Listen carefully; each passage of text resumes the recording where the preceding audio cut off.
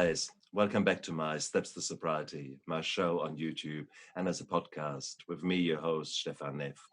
Today is another fantastic day for an interview. And this is part of a series of small special interviews because today I've got Dawn Bates with me.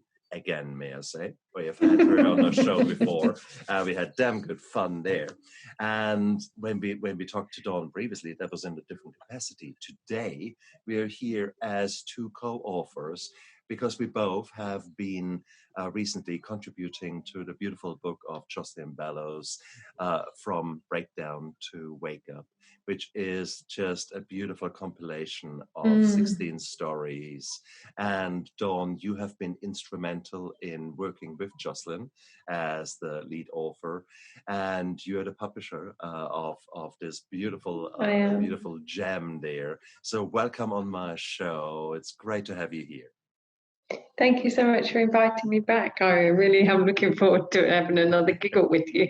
Exactly.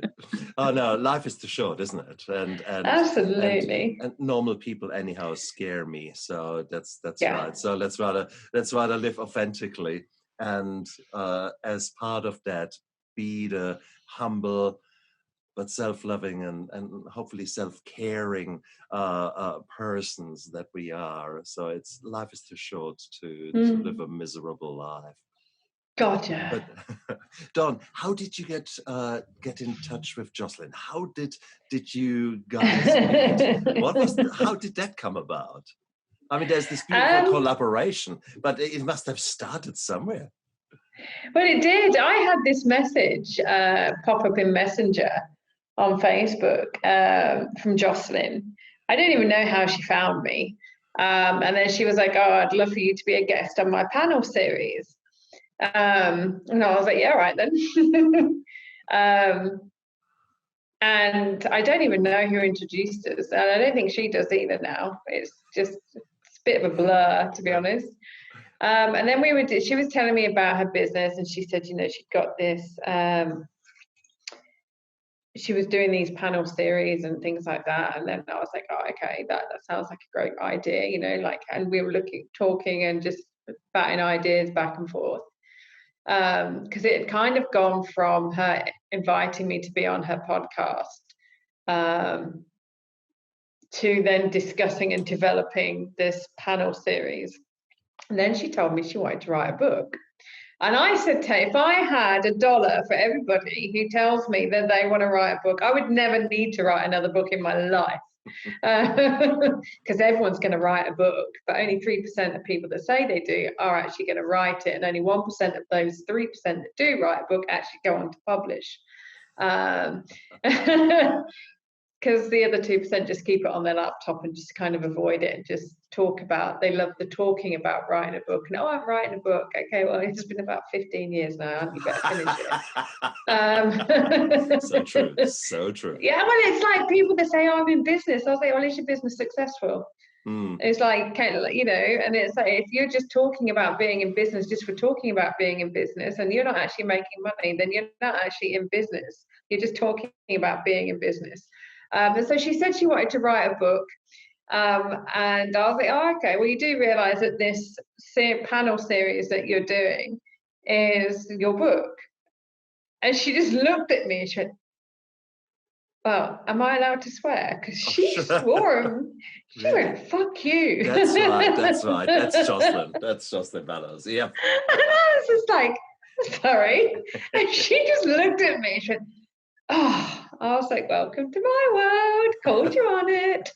And we have this, it's like two sisters playing together and like daring each other. And I'm like, okay, so we're doing this then. And she was like, yeah, we're doing this, bitch. And I was like, ooh. and then we jumped on a call, we discussed what options were. And like, I talked her through what it could be and like how, what, working with me is like, because I'm not from everyone, Stefan, like I don't it was so funny. The amount of times she's told me to fuck off and then she's told me she hates me and then she'll just look at me and I'll just get, you love me really. She goes, yeah, I do love you, but I really want to hate you right now. I'm like, well, I'm not going to let you play small. You want to do this, you're going to do it, and you're going to do it properly. Yeah. You know, and it would go from big sister to mother to like cracking the whip, and you know. But this is the thing: it's like I can, like, you know, I am an author, coach, and strategist, a business mentor, a leadership coach, and she had a really, she even admits, because I didn't realize what was actually involved with this, and I was like, well, you are leading 15 other leaders. We're all leaders in our own field. Correct. We've got podcasts, we've got books, we've got our own businesses, and you have chosen to open this idea up, and you've actually become a leader for these people. And so you really now need to step into your leadership. And you know, and as she's going through, she's asking me all these questions, and so I'm like, okay, well, there's this, and okay. And what has been really interesting along this journey is the evolution, watching her really step into her purpose, and how she came up with the idea, and within a couple of weeks she'd put this idea out there, and she was a bit worried about how many people would show up, and she originally came up with the idea of only 12 people. I was like, no, there's 15 people are going to join you. I just know there's 15. And we had 17, but you know, someone went by the wayside, and you know, she had these ideas, and she's one of those people. And I said to her, like, it's just so fascinating watching you, because it's a bit like watching myself, you know, because she gets this idea and she runs with it, and I'm like, Jocelyn, will you slow down? Like, will you stop running away with this idea and like stop it? And then she'll laugh at me. She goes, will you do it? I'm like, yeah, I know I do, but I'm the captain of this ship. And I even said that, you know, and because I mean, I say that because I'm sailing around the world and I'm going for my captaincy, you know, and at the end of the day, I'm publishing the book, and I have to say, this is the schedule. This is what we've got, because I've got other books that we're publishing, and you know, this is what my team are doing, you know, whether it's my press team, my design team, my typesetters, you know, and I've got a publishing manager that works for me, and she's an absolute saint, and she helps me a lot organize everything, and then you know, so when you've got a team of about 12 people, and then you've got someone like Jocelyn who gets an idea, and she goes, right, okay. And then she'll email her. I'm like, why did you send that email? She goes, well, you said. I'm like, stop it. Yes, but that was just, you know, and then we've kind of like been tag teaming. And then like I've said, I was like, where did you get that idea from? She goes, Dawn, you said that on a call. I was like, did I? She's like, you know, because it's like and there'd be tears. I mean, we have both cried. We have laughed until our sides hurt. We have, you know, we have become such great friends. We are so similar in so many ways.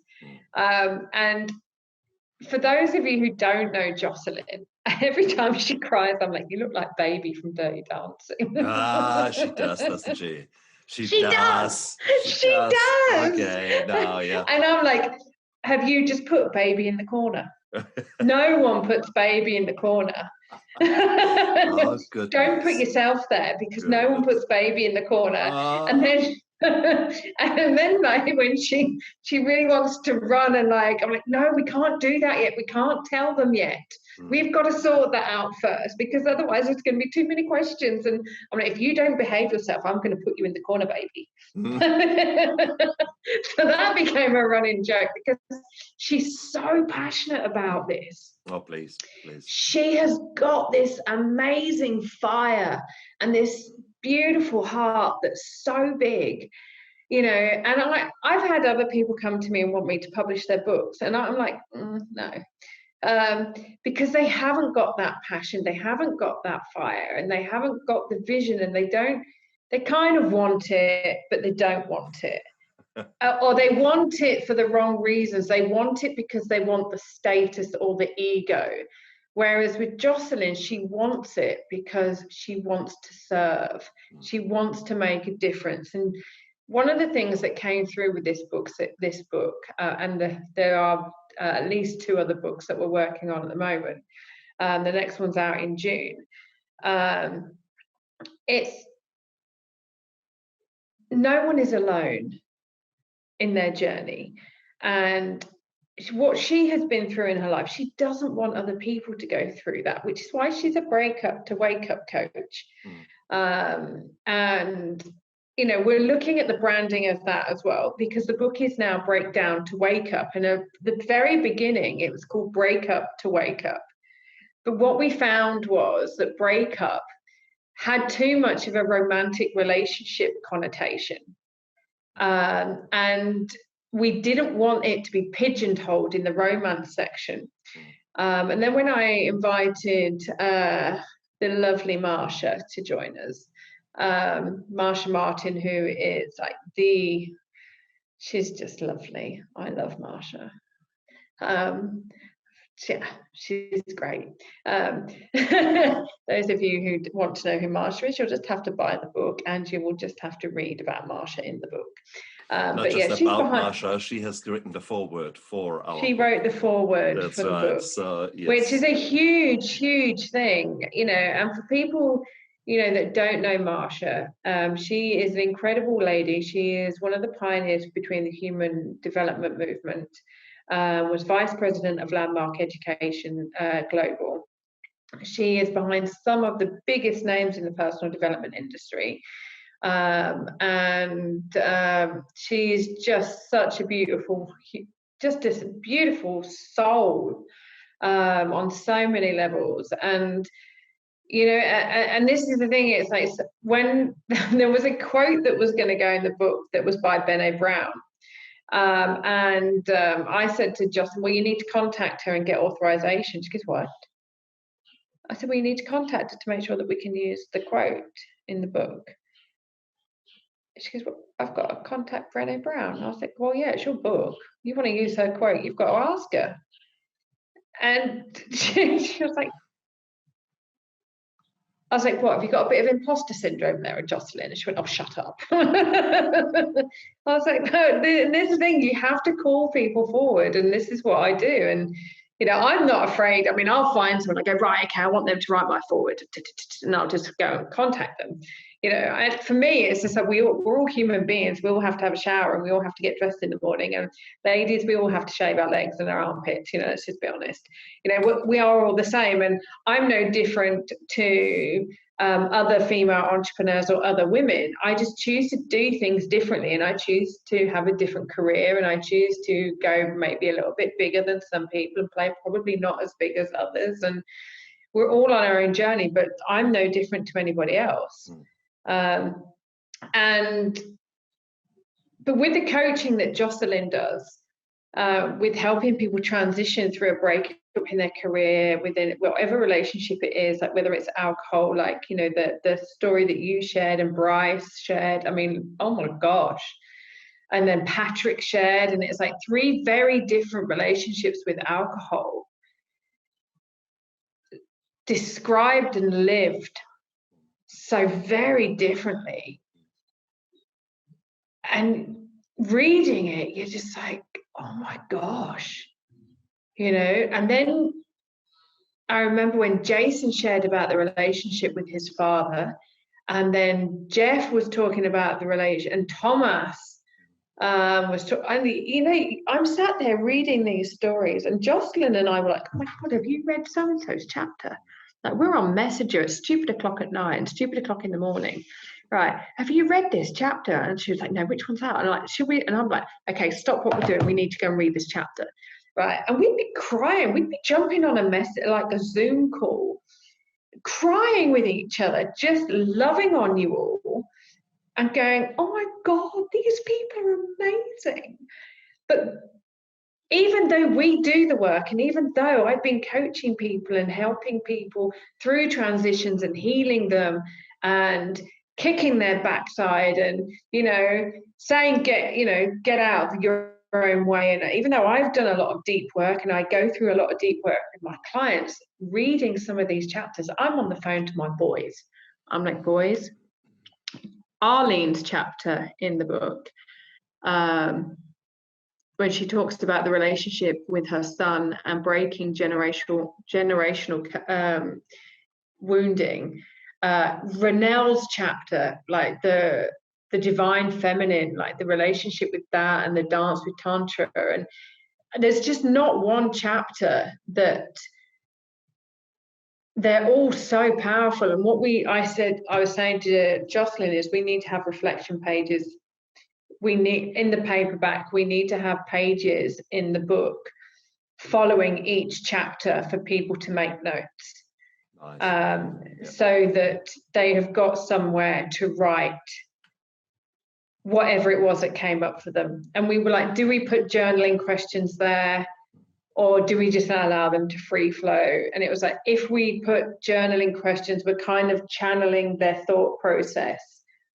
But these are stories you can go back to time and time again. And it's not really a book that I don't personally believe it's a book you can just sit down and read from cover to cover.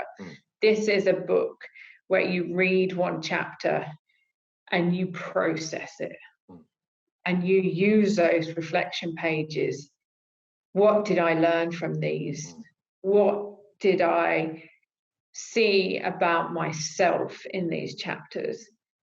Where am I seeing friends or family or colleagues exhibiting these signs or these behaviors?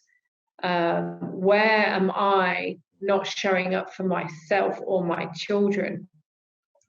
You know, there were so many journaling questions we could have put, but again, it's down to each individual that reads this book. But it just shows people it doesn't matter what level of success any of us have got to. We are still human at the end of the day. You know, and again, it was an opportunity for us all to serve humanity and serve others, rather than it just being, oh, this is my story, aren't I fabulous? Didn't I do really well? Give me a pat on the back. It was never about that. It was about how can we share our stories so that we can gift others the gift of healing. And that's what I liked about this. And this is why I was willing to put my name and my company brand to it. So yeah, that's exactly it, isn't it? This was quite a beautiful collaboration, because it was not just we all write a short story. No, we all condense our lives into 5,000 words and give you the most salient lessons, the most important insights that we have developed from that. And that is what makes this book so special. I agree with you. You can read it cover to cover, but it would be yeah, well, exactly right. But why don't you buy the book and have a look and take one, just flick through the stories and think, oh, okay, and just let your heart decide which chapter to read first. Allow yourself to be guided by it. Yeah. Exactly. And I think the other good thing is about it is the way in which all of the authors have come together to be part of the community, because a lot of collaborations, they're normally, okay, so, you know, we're writing a book, send us your money, send us your chapter, we'll send you a book in the post. But I think because we've all come together, I mean, I know that I was instrumental, and this was like, okay, this is how we are going to do it. I like to build communities. But because of the type of stories that we were writing, having those group calls, being able to hold space for each other, we coded the energy of the book at the same time. And when we had our group Zoom calls, and say you asked a question, Patrick asked a question, Gerline asked a question, you know, it was really nice because we all came together. And you can feel that in the book. It's not a disjointed book. And you can feel that we were all in it together. It was a journey that we all took together. We've all become friends and colleagues, and you know, there's different collaborations that are coming off the back end of this as well. We've given feedback, and you know, we're supporting each other on podcasts, and I think that's really vital, because It's the energy that you create on a project that people underestimate, because when you create that energy and you create that unity in that community, that energy gets embedded in the book, whether you want it to or not. And it's partly the reason why when I read books that have been collaborated, I actually breathe, I open the pages and I'm not just breathing in the ink and the pages, although that is part of it. It is so true, so true. I feel you like should see me in a bookshop. Oh, please. That is, that's the most dangerous place for me, actually, a bookshop. I'm lost there for hours, and then I walk keep out. saying I'm going to take a sleeping bag with me to a bookshop one day. I'm just going to stay. I'm going to hide. I think some places they could make money out of that. There are bookshops in this world where you just walk in and you think, the El Eterno in Buenos Aires. There's so many places to hide in there. If I could have stayed there, but if we hadn't have gone into lockdown while I was in Buenos Aires, I would have loved to have done. But I'm just so honoured and blessed to have been able to go to that bookstore. It has been voted by National Geographic as one of the most beautiful, or if not the most beautiful bookstore in the world. And that is exactly the reason I need to come back to Buenos Aires. I had a fantastic time there, and I missed that out. So no, you have to go. So many reasons for. Dawn, thank you so much. This was such a beautiful, beautiful, beautiful interview, and thank you for sharing these insights, because there is such a backstory to this beautiful collaboration of all of us there, and we have created something special, and you are instrumental. That's a nice word. I think we should keep that in. So you are instrumental in actually creating that, and that is the kudos needs to go to you as well, because it's this powerful collaboration between Dawn Bates, you, and Jocelyn Bellows, the lead author of Breakdown to Wake Up, which has created hopefully a catalyst to make life that little bit different, to plant the seed in some people's brains to actually say, okay, and start them on a journey, and start them on maybe a journey to develop themselves into something better, someone that they are really proud of to be. And then in turn, if this person was to now develop a taste for changing the world a little bit, what a beautiful snowball effect that would be. The ripple effect. The butterfly effect, really. And that gives me goosebumps. Great because, film. Isn't it? Yeah, that's right. So to actually imagine that us being the driving factor to change that, hopefully, will implement something positive in this world. I'm that excited to be part of that. So Dawn, thank you so much for all your passion, for all the fire that is burning within you, and for your willingness to share that energy with the world. We need more people like you. There's no doubt about that. Thank you so much. That's really kind of you to say. Absolute pleasure. And you guys out there, go out there. The book is on pre-sale now. Actually, this interview I had initially planned to run as a series of the interviews that I anyhow do on My Steps to Sobriety.